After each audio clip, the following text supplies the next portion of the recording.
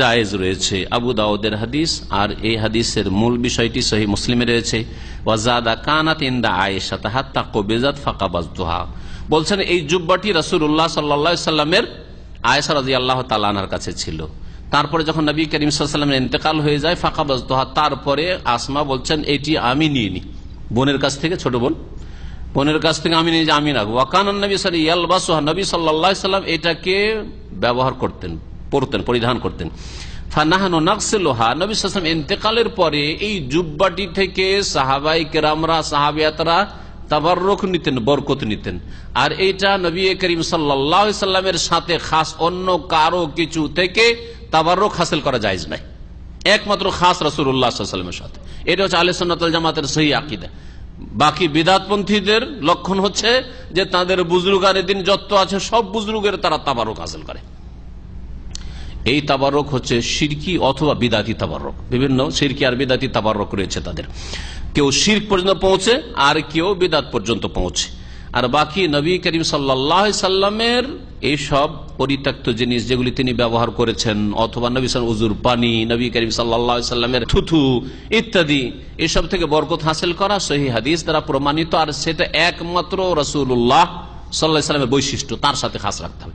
এর মাধ্যমে রাসূলের মর্যাদা আমরা দিয়ে থাকি। বিদআতপন্থীরা যারা আশিকে রাসূলের দাবিদার, মহব্বত রসুলের দাবি করে, তারা তো তাদের বুজুর্গদের তাবাররুক বেশি হাসিল করে রসুলের চাই, তাই না? তো কে বেশি শ্রদ্ধা করে রসুলের, কে বেশি এহতেরাম করে, কে বেশি ভালোবাসে রাসূলুল্লাহ সাল্লাল্লাহু আলাইহি ওয়াসাল্লামকে? যারা আহলে সুন্নাত ওয়াল জামাত সহিহ আকীদার লোক, একমাত্র রাসূলুল্লাহ সাল্লাল্লাহু আলাইহি ওয়াসাল্লামের শরীরের বিভিন্ন বস্তু যেগুলি ব্যবহার করতেন তিনি, অথবা শরীরের লোম, অথবা রাসূলুল্লাহ সাল্লাল্লাহু আলাইহি ওয়াসাল্লামের শরীরের ঘাম ইত্যাদি যদি কারো কাছে থেকে থাকে, এখন তো নাই, কেউ যদি দাবি করে তো তারা ভণ্ড, কিন্তু নবী সাল্লাল্লাহু আলাইহি ওয়াসাল্লামের সাহাবায়ে কেরামদের কাছে ছিল, সেগুলি থেকে শেফা নেওয়া বা বরকত নেওয়া শরীয়ত সম্মত জায়েজ রয়েছে, অন্য কারো থেকে নয়। কারণ সবচেয়ে বড় দলিল, নবী করিম সাল্লাল্লাহু আলাইহি ওয়াসাল্লামের পরে কোন সাহাবী, বড় বড় সাহাবায়ে কেরাম, সিদ্দিক আকবর আবু বকর সিদ্দিক রাদিয়াল্লাহু তাআলা আনহু, আসার থেকে, তার লিবাস পোশাক থেকে, তার ঘাম থেকে, তার লোম থেকে, তার চুল থেকে, তার দাড়ি থেকে কেউ তাবাররুক হাসিল করেন নাই, এমনকি তার উজুর পানি থেকে কেউ তাবাররুক হাসিল করেননি। হ্যাঁ, সুতরাং এইসব কথা যে আমাদের হুজুরে কিবলার যে খাবার, জুঠা খাবার আছে তাতে বরকত হাসিল করব, অথবা তার গোসলের পানি যে ছিটে পড়ছে তার থেকে বরকত, উজুর পানি ছিটে পড়ছে তার থেকে বরকত হাসিল করবো, কাশপোটা থেকে বরকত হাসিল করবো, এগুলো ভণ্ডামি। হ্যাঁ, এগুলি শিরক পর্যন্ত কখনো কখনো পৌঁছায়। আর কমের পক্ষে এর হুকুম হচ্ছে যে বিদাতি তাবাররুক। আবার সম্পর্কে বিস্তারিত আলোচনা আমার রয়েছে কিতাবুত তাওহীদে, যে যখন ওই তাবাররুকের বিষয়টি আলোচনা করেছি। বলছেন নবী করিম সাল্লাল্লাহু আলাইহি সাল্লাম ইন্তেকাল পরে কি করতেন তারা? ফানাহানু নাগসিলুহা লিল মারদাহ, ওই পোশাকটিকে, জুব্বাটিকে আমরা অসুস্থ ব্যক্তিদের জন্য ধুইতাম, ইউস্তাশফা বিহা, আর তার দ্বারা আমরা আরোগ্য তলব করতাম। হ্যাঁ, আরোগ্য হাসিল করতাম, যে এর মাধ্যমে শিফা হবে। ওয়াজাদ আল বুখারী ফিল আদাবিল মুফরাদ, ইমাম বুখারী রাহমাতুল্লাহ আলাইহি তার প্রসিদ্ধ কিতাব আদাব মুফরাদে অতিরিক্ত বর্ণনা করেছেন, ওয়াকানা ইয়ালবাসুহা লিল ওয়াফদি ওয়াল জুমআতি, নবী করিম সাল্লাল্লাহু আলাইহি ওয়াসাল্লাম এই স্পেশাল খাস জুব্বাটি তিনি যখন তার সামনে কোনো প্রতিনিধি দল আসতো তাদের সামনে পরে বসতেন, এবং জুমার দিনে তিনি পরিধান করতেন, জুমার দিনে ব্যবহার করতেন।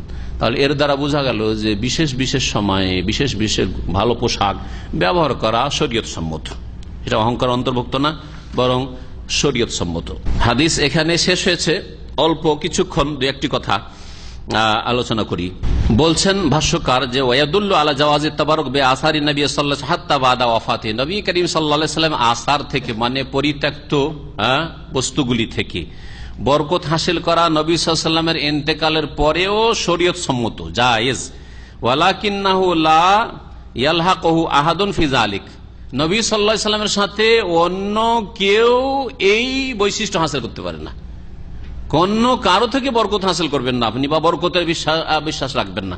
ফালা ইয়াজুজু তাবাররুক বিআসারি আহাদিন মাহমা সামাত মানজিলাতুহু বিল ইলমি ওয়াস সালাহ, যতই বড় ব্যক্তিত্ব হোক না কেন, যতই বড় আল্লামা হোক না কেন, আর কামেল ব্যক্তি আর পরেশগার হোক না কেন, কারো কিছু থেকে তাবাররুক হাসিল করা জায়েজ নয় রাসূলুল্লাহ সাল্লাল্লাহু আলাইহি ওয়াসাল্লামের পরে। রাসূলুল্লাহ সাল্লাল্লাহু আলাইহি ওয়াসাল্লামের বিবিগণ থেকেও কেউ তাবাররুক হাসিল করেনি। হ্যাঁ, রাসূলুল্লাহ সাল্লাল্লাহু আলাইহি ওয়াসাল্লামের মেয়েদের থেকেও কেউ তাবারুক হাসিল করে, রাসূলুল্লাহ সাল্লাল্লাহু আলাইহি ওয়াসাল্লামের যে খোলাফায়ে রাশিদ তাদের থেকেও কেউ তাবারুক হাসিল করে। সুতরাং এটা একমাত্র রাসূলুল্লাহ সাল্লাল্লাহু আলাইহি ওয়াসাল্লামের সাথে বিষয়টিকে খাস রাখতে হবে, আর না হলে এখান থেকে শিরক বিদআতের রাস্তা খুলবে যেমন তারা খুলেছে।